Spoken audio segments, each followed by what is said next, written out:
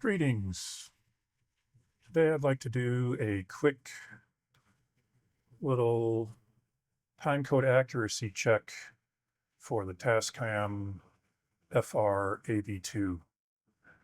A couple of days ago, I posted a video where I was using the TASCAM with the DPA 4560, the new Core Plus version.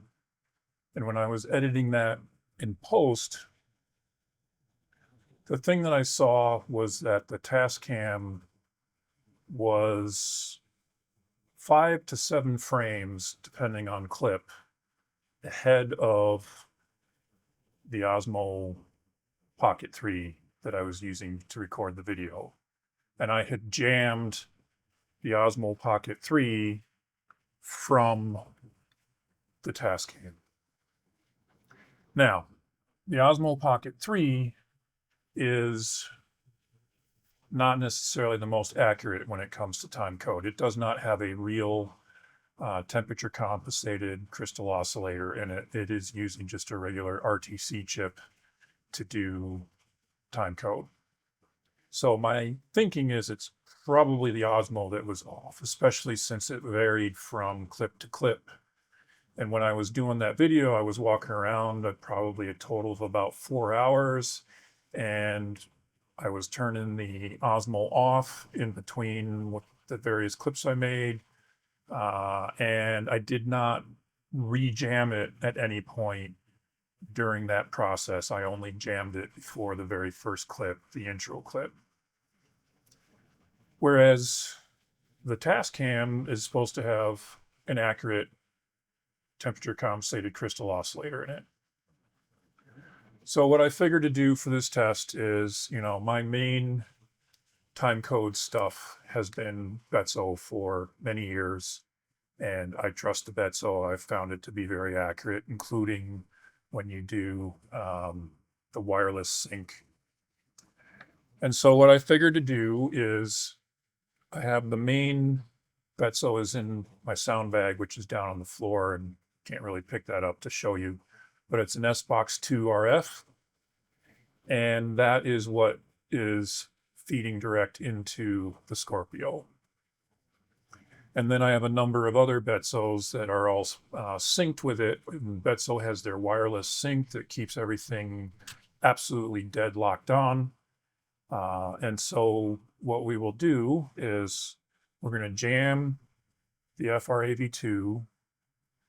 We're going to jam the Osmo, and then we're going to do at a few different intervals a test where I will clap the Betso timecode slate, which makes a blue light flash exactly when it claps. And then we'll be able to pull that into DaVinci Resolve, and we will be able to see how the recording from the Scorpio, the recording from the FR-AV2, and the recording from the Osmo Pocket 3, which is why I have the DJI Mic 2 clipped to my shirt as well, because that's how I was doing the audio with the Osmo. And then we will see how they line up in DaVinci. What I'm hoping to see at least is that the Scorpio and the FR-AV2 should be pretty much dead on, and the Osmo we might see floating around a bit. All right, so to get started, I have attached a 3.5 millimeter timecode cable to the Betso. The Betso is obviously BNC. You need to make sure that the Betso is set to line level out. If the amplitude is attenuated down to mic level because you've been using this with a computer, or not a computer, but a mirrorless camera or something, then the FR-AV2 will not see and sync to it. So I'm going to turn the FR-AV2 on. Takes it a moment to boot up. There we go. And so right now the clock is, or the time code is set to the daytime. And if I plug in this cable, it just updated, and I will try to do this. I don't know how good this will show up, but the FR-AV2 has adjusted its time to match the Betso, and I can now disconnect the Betso and the time code remains. So next, I'm going to take this cable off, and here I have, this is a DJI C21 cable that I had Gotham modify with a BNC instead of the 3.5 millimeter, so that I can use it with my Betsos, and take the Osmo, let it boot up, and swipe down, go into settings, scroll all the way down to time code, and now it says connect. So connect, and it just jammed, and then you disconnect because the Osmo does not support continuous incoming sync. It only does a single jam. So now what I'm going to do is I'm going to get the Scorpio with the SBOX-2 and the TASCAM all in frame, and then I'm going to use the Osmo to record me doing a slate clap.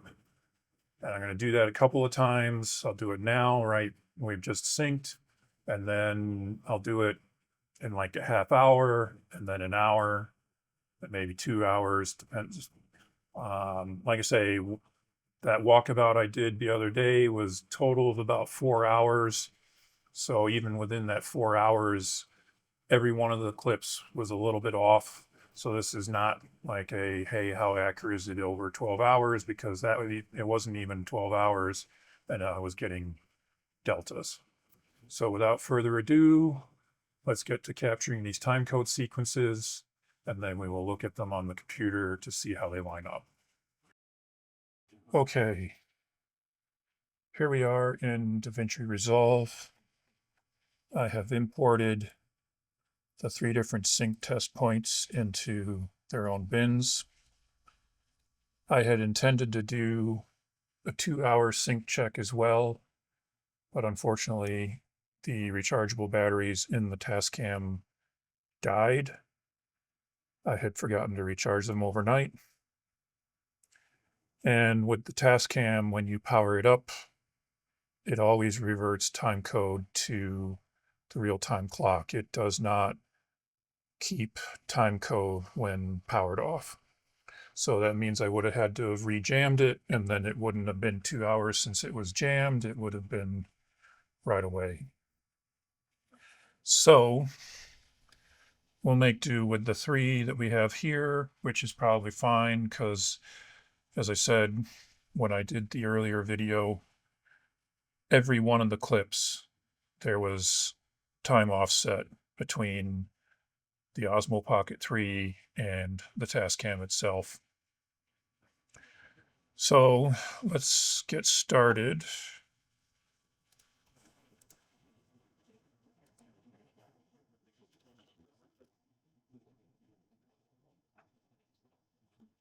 And so if we look,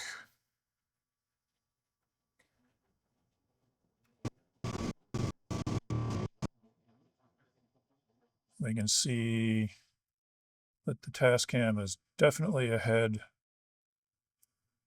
of the Osmo. And turn the volume up a bit on the Scorpio.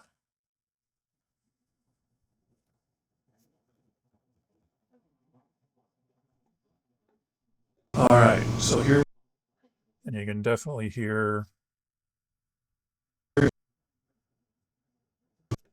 All right, so here we go with they are a bit off. So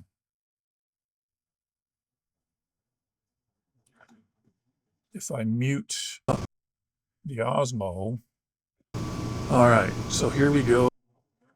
You can hear that this is also still TASCAM. What if we nudge it one to the right? All right, so here we go with the first slate clap. And I'll also bring up the volume a bit on the TASCAM. So, all right, so here we go with the first slate clap. This is basically, so appears to be about 1 frame difference between the TASCAM and the Scorpio. I mean, it's close, right? If you look here, if we nudge the TASCAM back a frame, that is a bit in front of the line. It's closer when it's back a frame. And then up here, we can see that we're a frame and a half or so ahead of the Osmo. So if we nudge a frame, and unmute the Osmo. Let's try that again. It's a little awkward to do this one-handed. Well, and definitely made the Osmo a little too loud there.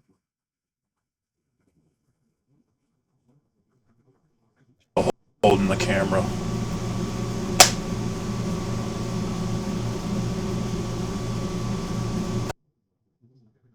And so the other thing is, if we bring this back,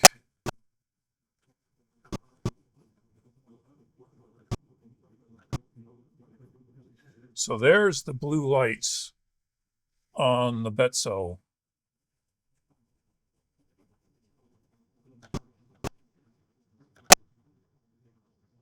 And they are actually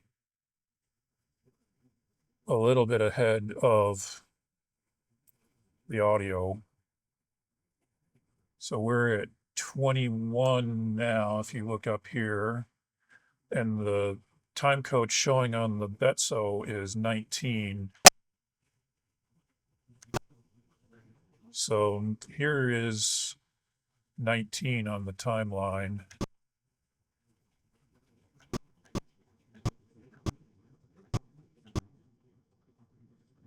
And it looks like it actually started to go between 18 and 19. So the video on the Osmo is also a little bit off.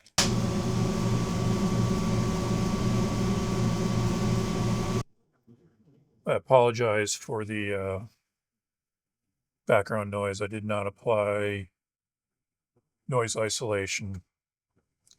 So if we go back to media, and we'll make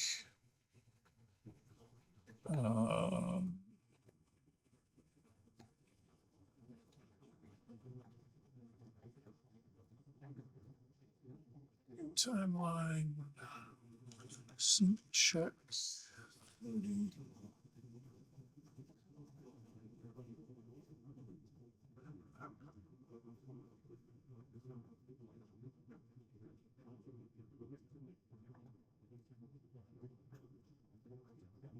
So we're using time code. Come down here, add a track, mono, pick the Scorpio.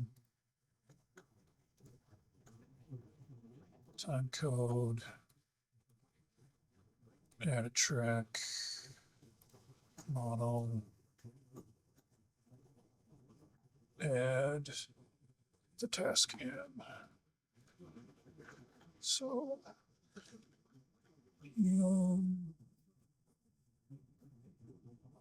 TASCAM.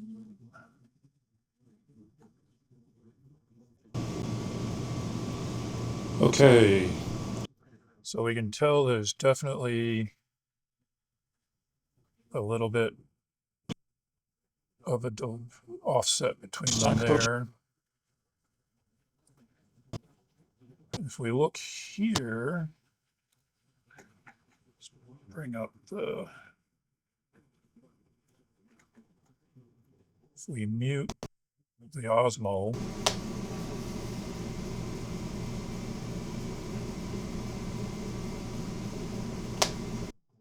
those seem to be pretty well in sync. But you can hear that the TASCAM is a bit off, right? So in this case, now we have to go left.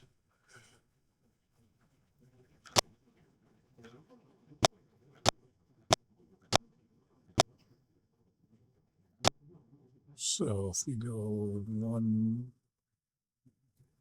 and 1,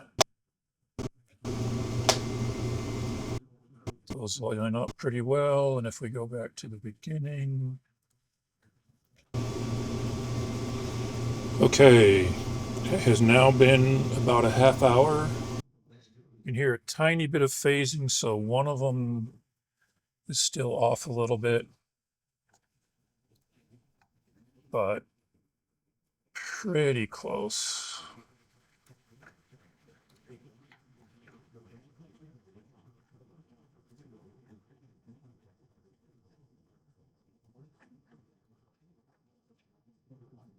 So let's see what happens with the 1 hour mark. Timeline, check 60.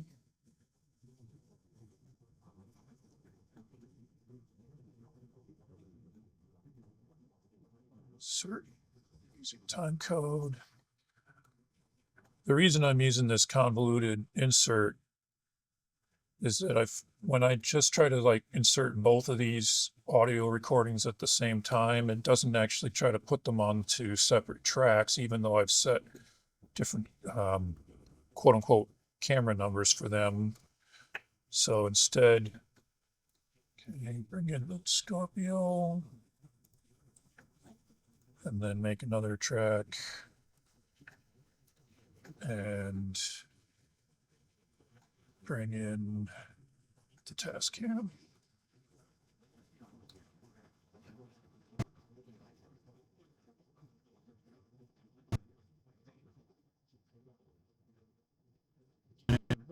So here we can see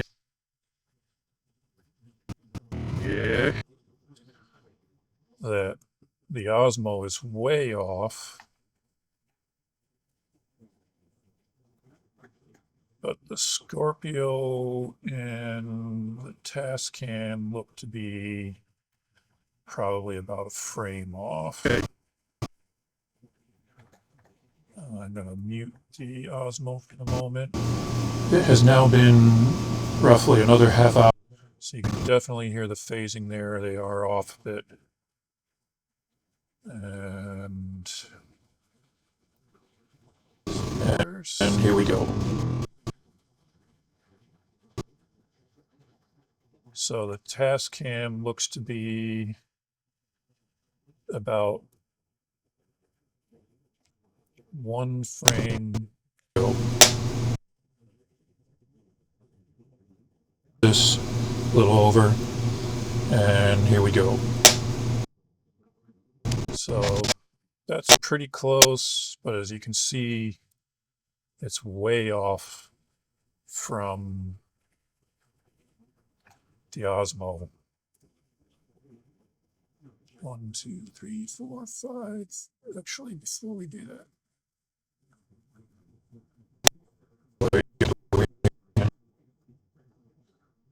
line that up. 1, 2, 3, 4, 5, 6, 7, 8, 9, 10, 11, 12, 13, 14, 15, 16, 17, 18, 19, 20, 21, 22, 23, 24.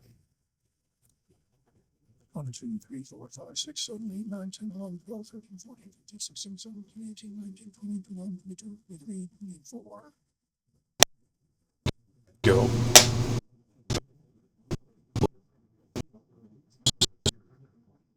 Bring up the volume on the Osmo a bit.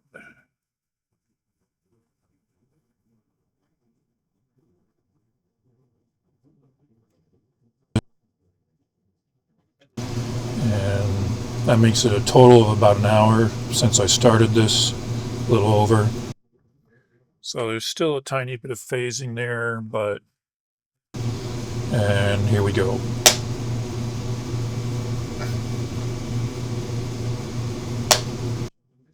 Those claps are pretty close, and what do we see for the video?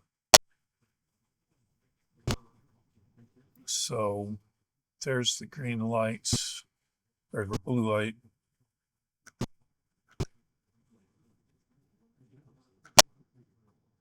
And that's 2 to 3 frames.